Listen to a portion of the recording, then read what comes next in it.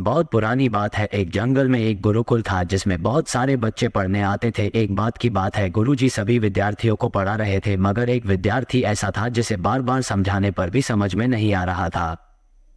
गुरुजी को बहुत तेज से गुस्सा आया और उन्होंने उस विद्यार्थी से कहा, जरा अपनी हथेली तो दिखाओ बेटा। विद्यार्थी ने हथेली गुरुजी के आगे कर दी। हथेली देखकर गुरुजी बोले, बेटा तुम घर चले जाओ, आश्रम में रहकर अपना समय व्यर्थ मत करो, तुम्हारे भाग्य में विद्या नहीं है।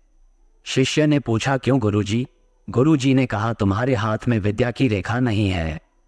गुरुजी ने एक होशियार विद्यार्थी की हथेली उसे दिखाते हुए कहा, ये देखो, ये है विद्या की रेखा, ये तुम्हारे हाथ में नहीं है, इसलिए तुम समय नष्ट न करो और घर चले जाओ और वहां अपना कोई और काम देखो।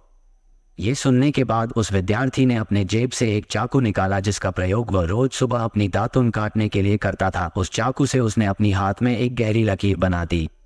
हाथ में खून बहने लगा। तब वह गुरुजी से बोला, मैंने अपने हाथ में विद्या की रेखा बना ली है गुरुजी। ये देखकर गुरुजी द्रवित हो गए और उन्होंने उस विद्यार्थी को गले से लगा लिया।